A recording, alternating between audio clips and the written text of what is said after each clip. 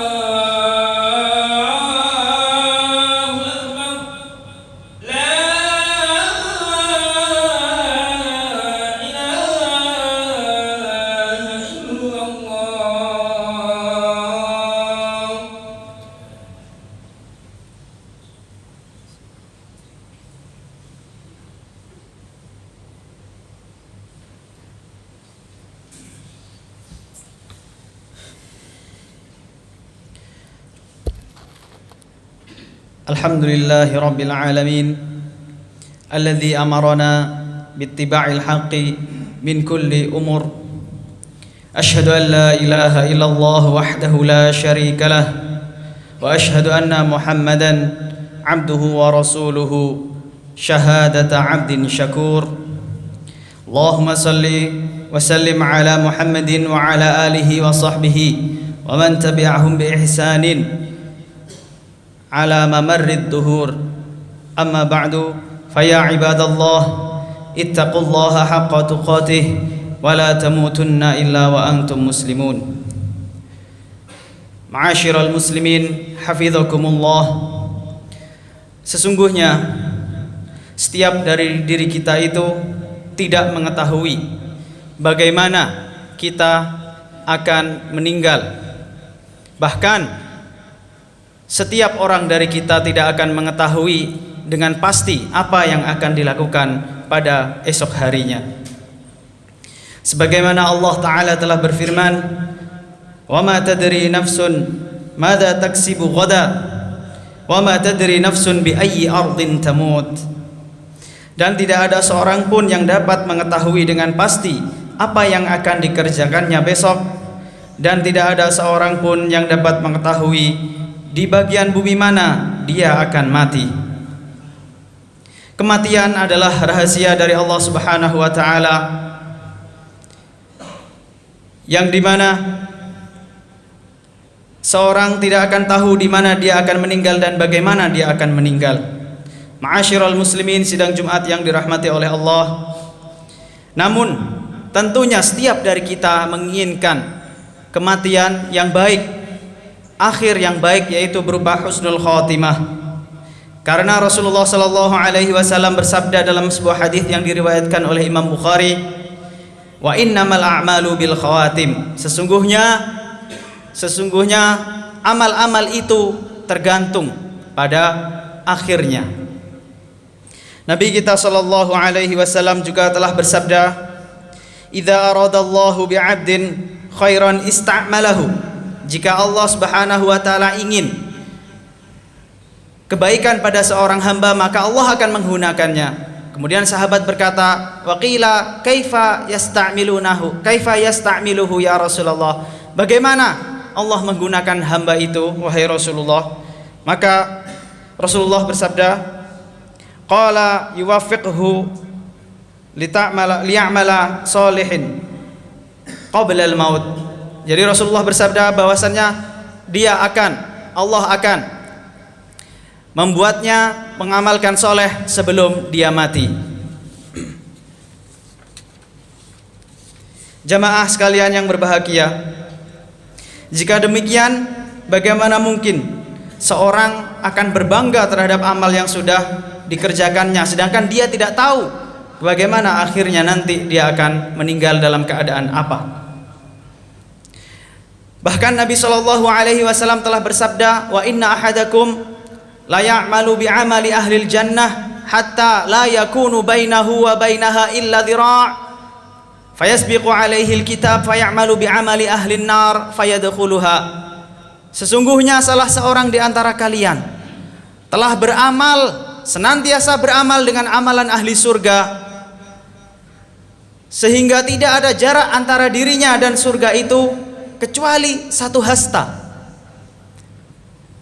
Maka kemudian takdir Allah mendahuluinya, kemudian dia beramal dengan amalan ahli neraka, maka dia masuk ke dalam neraka. Wa inna ahadakum la ya'malu bi amali ahli nar hatta la yakunu bainahu wa bainaha illa dhira' fayasbiqu alaihi alkitab fayamalu bi amali ahli aljannah fayadkhuluha. Dan sesungguhnya salah seorang dari antara kalian senantiasa beramal dengan amalan ahli neraka sampai tidak ada jarak antara keduanya, antara orang itu dengan neraka, kecuali satu hasta, illa dhira'. Fayasbiqu alaihi alkitab. Kemudian takdir Allah telah mendahuluinya. Fayamalu bi amali ahli aljannati fayadkhuluha. Kemudian dia beramal dengan amalnya ahli surga, kemudian dia memasukinya. Hal inilah yang membuat orang-orang soleh itu mereka tidak pernah merasa tentram, tenang, apalagi ujub, berbangga-bangga dengan amalan soleh yang pernah dilakukannya. Ada sebuah kisah yang diriwayatkan oleh Imam Bukhari dalam kitab sahihnya dari sahabat Sahal Ibnu Sa'ad As-Sa'idi radhiyallahu anhu. Beliau berkisah bahwasannya ada Rasulullah ketika sedang perang, ada seseorang yang gagah berani menuju medan perang. Kemudian Rasulullah berkata, Man ahabba an yangdura ila rajulin min ahli nar falyangdur hadza. Siapa yang ingin melihat orang dari ahli neraka, lihatlah orang ini. Padahal dia berperang, membantu kaum muslimin melawan kaum musyrikin. Suruh ngelihat orang itu. Maka salah seorang di antara sahabat mengikutinya. Kemudian apa yang dilakukannya? Ketika orang itu terluka, dia tidak tahan dengan rasa sakitnya, kemudian membunuh dirinya sendiri, menancapkan pedang di dadanya sampai menembus dadanya. Yang dimana kita tahu bahwasannya perbuatan bunuh diri itu dilarang dalam agama kita. Wala taqtulu anfusakum. Itulah kita melihat terkadang amalan itu sangat baik, akan tetapi ujung-ujungnya orang itu ternyata beramal hanya untuk dunia semata, tidak karena Islam, tapi mungkin karena agar dikatakan bahwasannya dia itu orang yang hebat. Kemudian Nabi Shallallahu Alaihi Wasallam setelah mengatakan hal itu, tentunya kita harus mengambil banyak-banyak faidah, bahwasannya tidak seorang pun tahu bagaimana akhir hayat kita. Hendaknya kita dapat mengambil pelajaran dari pelajaran yang sudah disebutkan tadi.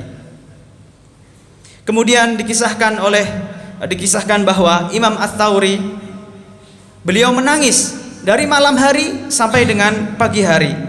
Maka beliau pun ditanya, "Aqulu hadza khaufan minadz-dzunubi?" Wahai Imam, apakah ini semua ini karena engkau itu takut terhadap dosa? Maka beliau menjawab, "La, innama abki khaufan minal khatimati." Sesungguhnya aku itu menangis karena takut terhadap su'ul khatimah. Jamaah sidang Jumat yang berbahagia, lalu faktor apakah yang menyebabkan seorang itu menjadi su'ul khatimah? Ibnul Qayyim rahimahullahu ta'ala telah berkata, "Idza nadharta ila halin katsirin minal mukhtasirina wajadtahum yuhalu bainahum wa baina husnil khatimati uqubatan lahum ala a'malihim as-sayyiati." Jika engkau memperhatikan kebanyakan orang yang akan meninggal, maka engkau akan mendapati sebagian mereka terhalang untuk mendapatkan husnul khatimah, sebagaimana hukuman atas amal perbuatan mereka yang buruk. Jadi kata beliau, intinya bahwasannya seseorang itu bisa meninggal, bisa su'ul khatimah atau husnul khatimah, tergantung bagaimana dia itu hidup. Kalau dia itu su'ul khatimah karena kebiasaan dia ketika hidup melakukan amalan-amalan yang buruk. Kemudian penyebab-penyebab daripada su'ul khatimah itu diantaranya yang pertama adalah penyelewengan masalah akidah. Penyelewengan masalah akidah dan juga melakukan hal yang tidak dianjurkan oleh Nabi Muhammad sallallahu alaihi wasallam. Karena apa? Sebagaimana firman Allah taala, "Qul hal unabbiukum bil akhsarina a'mala alladzina dhalla sa'yuhum fil hayatid dunya wa hum yahsabuna annahum yuhsinuna sun'a." Katakanlah wahai Muhammad, maukah engkau aku beritakan terhadap amalan yang paling merugi, yaitu mereka yang semasa di dunia melakukan amalan yang sesat, tapi sayangnya mereka mengira telah berbuat baik. Kalau seorang melakukan perbuatan buruk dan dia yakin, dia tahu bahwasannya itu perbuatan buruk, maka kemungkinan besar dia bisa bertaubat. Akan tetapi wahai jamaah, kalau seseorang itu melakukan perbuatan yang salah, nggak ada tuntunannya, namun dia mengira perbuatan itu baik, maka sulit baginya untuk bertaubat karena mengira amalan itu adalah amalan yang baik. Diriwayatkan dalam sebuah hadis riwayat Imam At-Tabarani bahwasannya innallaha hajabat taubata an kulli sahibi bid'atin hatta yada' bid'atahu. Sesungguhnya Allah Subhanahu wa taala menghalangi taubatnya orang pelaku bid'ah sehingga dia meninggalkan bid'ahnya. Hadis yang diriwayatkan oleh Imam Tabrani. Yang kedua, sebab daripada su'ul khatimah adalah melakukan kemaksiatan terus-menerus. Sebagaimana Para ulama menyebutkan bahwasannya man asya ala syai'in mata alaihi, barang siapa yang dia itu hidup atas kebiasaan tertentu, niscaya dia juga akan meninggal atas kebiasaan itu.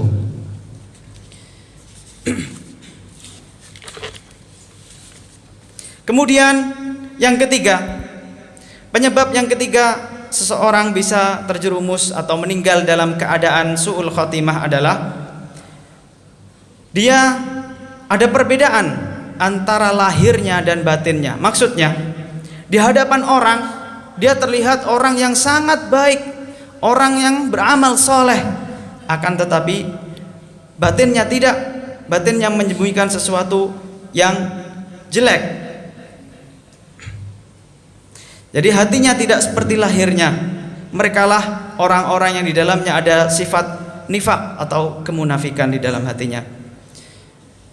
Sesungguhnya Rasulullah sallallahu alaihi wasallam telah bersabda di dalam hadis Bukhari, "Innar rajula la ya'malu bi'amali ahlil jannati fima yabdu lin-nasi wa innahu lamin ahlin nar." Sesungguhnya seorang laki-laki itu senantiasa beramal dengan amalnya ahli surga, fima yabdulin nas, dalam pandangan manusia, wa innahu lamin ahlin nar, padahal sesungguhnya dia adalah dari ahli neraka. Jadi tampaknya dia melakukan keimanan, namun di dalam hatinya dia menyembunyikan kemunafikan. Tentunya jamaah rahimani wa rahimakumullah, kalau kita senantiasa mau untuk memperbaiki lahir dan batin kita, niscaya Allah akan memperbaiki kita. Sebagaimana Imam Ibnul Qayyim berkata bahwasannya tidak mungkin dengan keadilannya Allah dan hikmahnya Allah, dia akan menutup umur seseorang atau mewafatkan seseorang atas keadaan su'ul khotimah, sementara ia adalah orang yang benar, orang yang istiqomah antara lahir dan batinnya. Dan yang diungkapkan oleh Ibnul Qayyim ini sesuai dengan perkataan Allah Subhanahu wa taala, "Yutsabbitullahu alladhina amanu bil qawli tsabiti fil hayatid dunya wa fil akhirah wa yudhillullahu adh-dhalimin wa yaf'alullahu ma yasha." Allah meneguhkan iman orang-orang yang beriman dengan ucapan yang teguh di dalam kehidupan dunia dan di dalam kehidupan akhirat, dan Allah Subhanahu wa taala menyesatkan orang-orang zalim, dan Allah berbuat apa yang ia kehendaki. Surat Ibrahim ayat 27. Akhirnya semoga Allah Subhanahu wa taala menjadikan kita termasuk orang-orang yang meninggal dalam keadaan husnul khotimah dan terjauhkan dari su'ul khotimah. Innallaha wa malaikatahu yusalluna 'alan nabi ya ayyuhalladzina amanu sallu 'alaihi wa sallimu taslima.